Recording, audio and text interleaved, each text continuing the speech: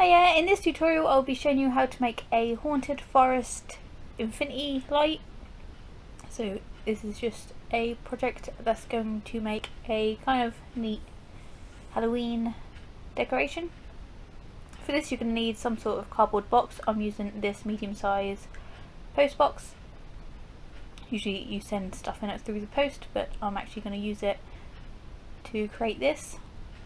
So I'm first going to obviously set it up. These weren't really expensive, you get two for £1 in Poundland. So I thought I'd use this. It's a nice size as well, it's not too big. You can make this any size you want as well. So if you don't want like a massive one, you can make a mini one. And now I'm going to cut a rectangle out the front. So I want to make sure there's at least a centimetre around each side, 3 of the sides, but the top I want to leave at least 2 or 3 inches.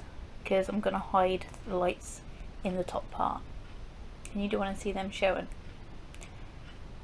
So carefully cutting out the rectangle from the front, and then I'd be sticking some one-way mirror glass stuff in that, which I will make in a sec. So I've cut out the hole.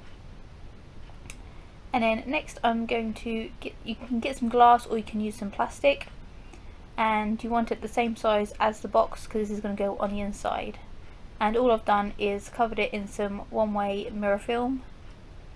I got this off eBay. It was only I can't remember how much it was. It was just like I don't know, a few quid.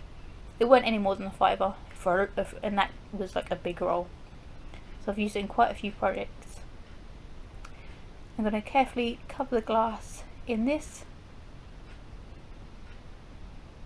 and then I'm going to stick it inside the box. Like I say, you don't have to use glass. I had this glass left over from the frame that I used in last week's project. So I'm just going to use some glue, some really strong glue, and you want to pop that piece of mirrored glass into the back of this box. Alternatively, for this one, if you've got a normal mirror that fits in there, just use that. But I didn't have a mirror that size to fit in it. Now for the front, I'm actually going to use some plastic. You can use glass again, but I'm using just some thin plastic, again covering it in the film, and this just makes it a bit lighter rather than having the glass. And then I stick that in the top flap. Next I'm going to get some cardboard rolls like you get for the kitchen roll and things like that, and I'm going to turn these into trees. So I'm basically just going to draw like a creepy face on them. I'm going to get some pipe cleaners, I'm going to twist those together. I'm going to stick these on the top to create like the branches, because I didn't really know what else to use. I was going to like paper mache around some wire, but I found this a lot easier. So I'm getting my hot glue gun, and I'm going to glue these around the top and also around the bottom as well to create the roots too. And these are going to be my haunted trees in the forest. You only need 2 because the mirrors, it looks like there's a lot more. Also going to take my glue gun and basically trace around the eyes and the mouth of the trees just to give it a bit more a 3D effect, so it's not just flat. I want a bit of dimension to it. And then I'm going to paint it. I just use normal acrylic paint. The eyes and the mouth on the inside I'll just be painting black. I want them a lot darker. Then obviously the tree is going to be a few different shades of brown. I recommend to use a few shades so you can create like a bark effect. Because if you just do it one shade of brown, you kind of just look like, it looks like an evil Mr. Hanky.